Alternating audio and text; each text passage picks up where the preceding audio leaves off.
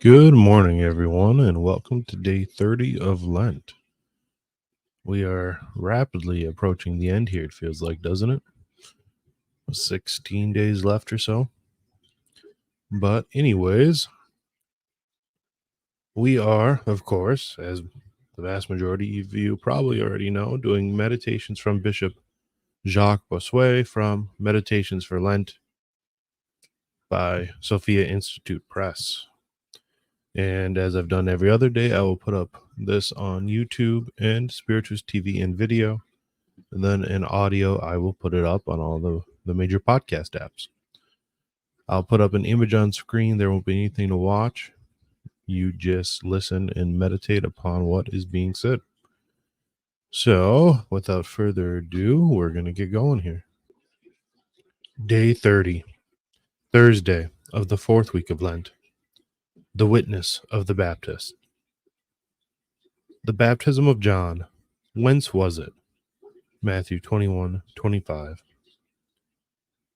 Is it possible that the Savior should rely upon the witness of St. John the Baptist? He was only his precursor. He was not the bridegroom, but the friend of the bridegroom. He was not the Christ, but the one sent to prepare his way, one who is not worthy to loosen the strap of a sandal. Jesus nevertheless relies upon his witness to convince those who were unwilling to believe the Christ himself. Yet John did not work a single miracle, while Jesus filled all of Judea with them. John spoke as a servant, while Jesus, as son, told what he had seen in the bosom of the Father. So weak are our eyes, says St. Augustine, that a lamp suits them better than sunlight. We seek the sun by the light of a lamp. Jesus understood this point, saying, "The testimony which I have is greater than that of John." John 5:36. When he made use of John's witness, therefore, it was to bring to our poor eyes a light more suited to their weakness. O profound blindness of men more willing to believe St. John than Jesus Christ himself! O God, who would not tremble? Who does not tremble to ask you the reason for this strange disposition of the hearts of the Jews? Is there not something similar in us? If we say, "From heaven," he will say to us, "Why then did you not believe him?" Matthew 21:25. He had already told them, and they had not known how to respond. You sent to John, and he has borne witness to the truth. John 5:33. If they had admitted the heavenly mission of St. John the Baptist, he would have shut their mouths by his testimony. What then to say? But if we say from men, we are afraid of the multitude, for all hold that John was a prophet. So they answered Jesus, "We do not know." And he said to them, "Neither will I tell you by what authority I do these things." Matthew 21:26 through 27. Men of bad faith, who dare neither admit nor deny the mission of St. John the Baptist, you do not deserve a response from me. Admit, deny, think what you will. You are confounded, and there is nothing for you but to be silent. The other way was to believe in Jesus, but they could not, for reasons which would become clear in time. Let us consider the whole passage from St. John's Gospel.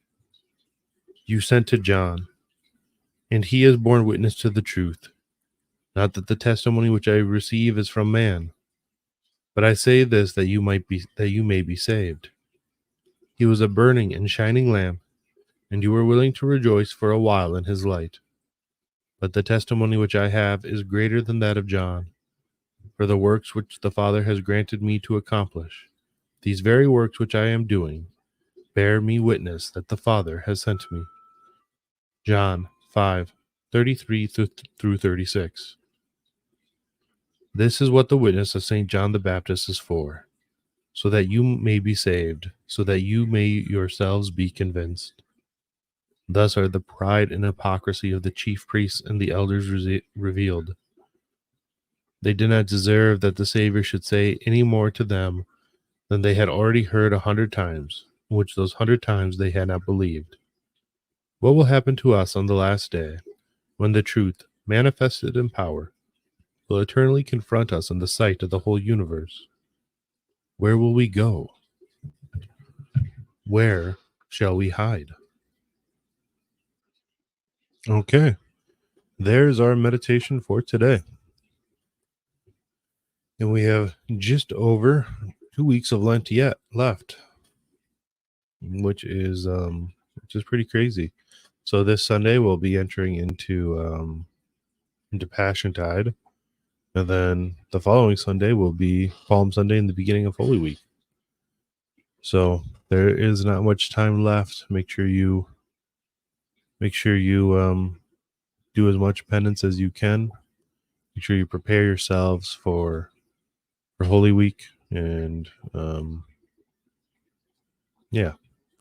So once again, thank you for joining me on these morning meditations. I greatly appreciate it, and I will see you all again tomorrow morning.